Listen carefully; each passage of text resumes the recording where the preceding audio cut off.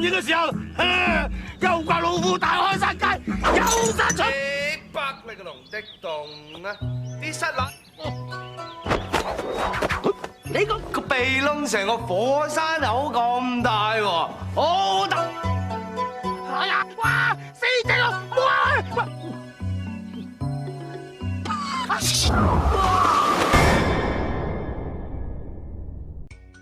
！Hai Sobat Spoiler dimanapun berada, apa kabar? Saya berharap kalian baik semua ya. Balik lagi dengan saya Bob, makhluk luntang lantung cari sukses di YouTube dan punya hobi nonton film, tentunya dalam merangkum film-film berkualitas hingga tuntas.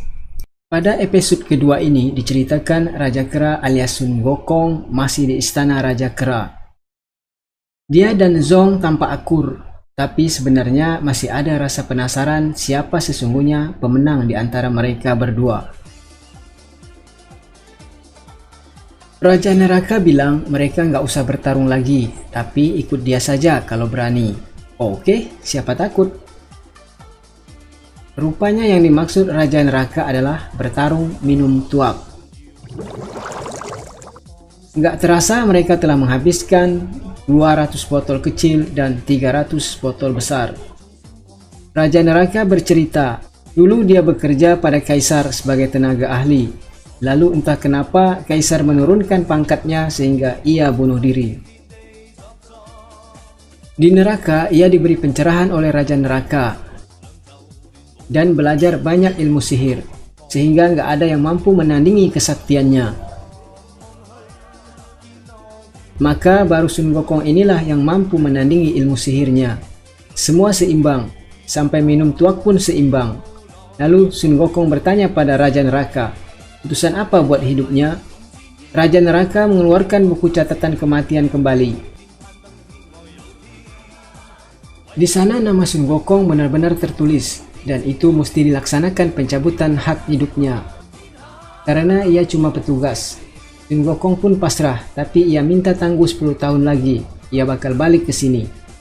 Catatan kematian Sun Gokong disobek oleh Raja Neraka. Akhirnya, ia dibebaskan dari kematian karena telah memenuhi 2 syarat.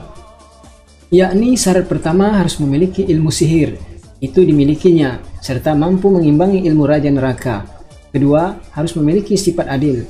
Rupanya berkat ia menolong Raja Neraka dari serangan gelap roh macan serta tidak mengambil kesempatan saat Raja Neraka lengah tadi, itulah kunci keabadian.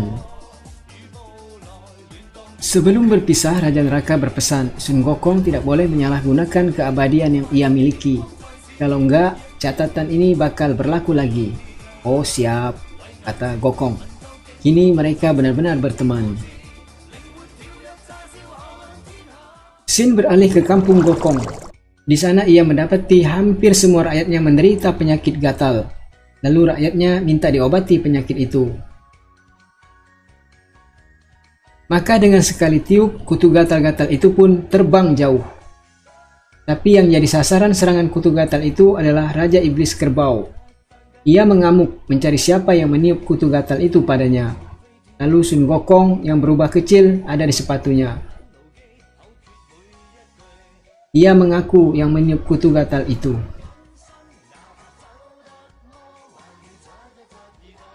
Tapi Raja Iblis Kerbau nggak percaya. Mana mungkin tubuh sekecil itu bisa punya kutu yang banyak. Singkat cerita, mereka bertarung adu gede-gedean tubuh. Hasilnya seimbang, kemudian adu pukul-pukulan. 2 kali Sun Gokong menang. Tapi pukulan yang ketiga ia sengaja mengalah dan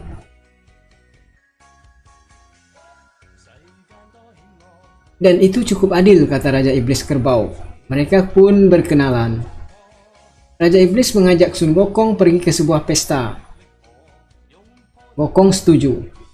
Sin beralih ke suasana pesta. Lazimnya sebuah pesta, di sana banyak sekali yang datang dan menguji kelihayan.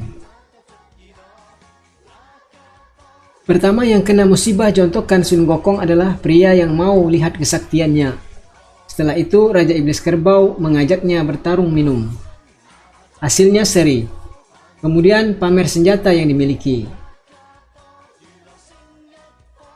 Tapi Sun Gokong nggak punya senjata yang bisa dipamerkan selain air core-nya doang. Aneh, kata Raja Kerbau. Semua raja punya senjata andalan.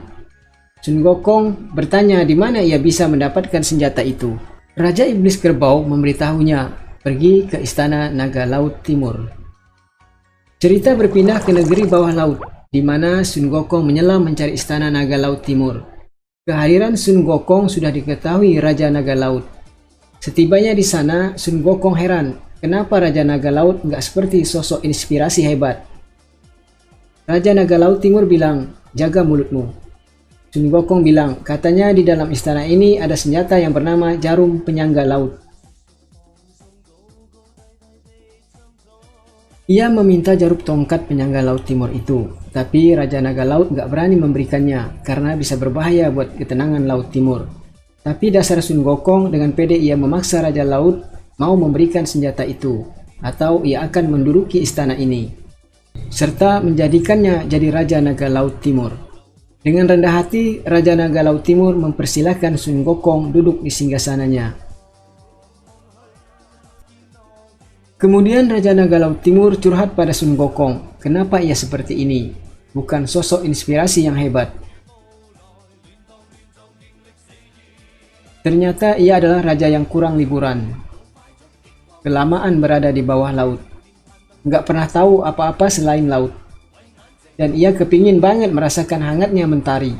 Maka Gokong dengan kesaktiannya membawa Raja Naga Laut Timur melesat ke langit, merasakan sedapnya berada di atas awan serta dekapan sinar mentari.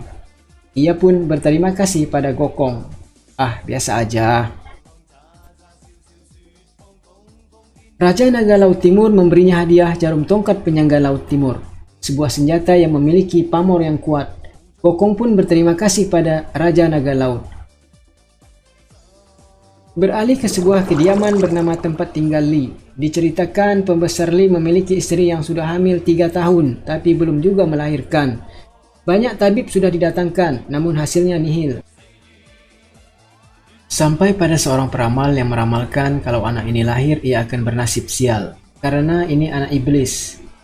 Untuk mengatasi masalah ini, peramal memberi wepek yang disuruh tempel pada perut si istri. Singkat cerita, hari pun malam. Lalu sewaktu tidur nggak sengaja wepek itu pindah ke perut pembesar Li.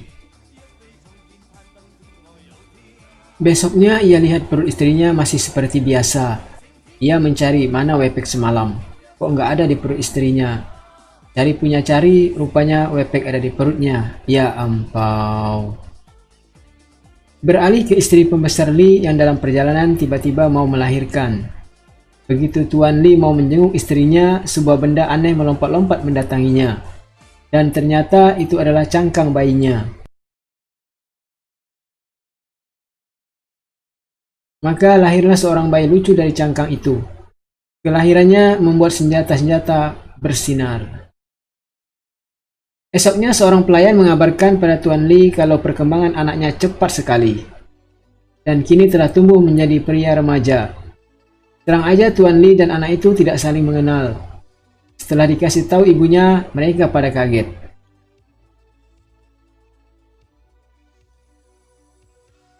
Tuan Li memberinya nama Nacha. Nacha ini anak yang memiliki kelebihan bisa terbang dengan roda api. Suatu hari ia hendak mengambil air di laut. Nggak sengaja bertubrukan dengan Sun Gokong yang baru muncul dari dasar laut, sehingga baju Nacha basah. Ia tak terima, lalu terjadi sedikit salah paham. Beruntung muncul Pangeran Naga Laut Timur yang bernama Aubing melerai mereka. Ia katakan bahwa perintah dari Raja Naga Laut akan menangkap Sun Gokong yang telah membuat onar di Laut Timur, termasuk Nacha. Singkat cerita, terjadi pertarungan antara Nacha dan Aubing. Terakhir, Aubing kalah dan terhempas kembali ke Laut Timur. Urat bokongnya telah ditarik Nacha. Tuan Li bingung karena peristiwa ini sudah melanggar aturan langit dan akan membuat Kaisar Langit murka. Beralih ke istana Naga Laut Timur. Raja Naga Laut tampak gusar melihat putranya terluka parah. Ia bertanya siapa yang telah melukai putranya. Pangeran memberitahu namanya Nacha. Awas dia. Di tempat lain, Raja Iblis Kerbau tengah buat pertunjukan, yakni upacara keanggotaan para iblis dengan Raja Kera sebagai bintangnya. Pertunjukan yang luar biasa. Selesai aksinya, para gadis langsung menyerbu ke arahnya. Tapi ia langsung kabur. "Memang kau punya pesona," kata Raja Iblis Kerbau. Raja Iblis Kerbau menantang Sun Gokong, bisa nggak membuat perempuan tercantik nomor 1 di dunia iblis terpesona yang bernama Siluman Tengkorak Putih. Sun Gokong nggak tertarik, tapi dalam suatu suasana mempertemukan mereka.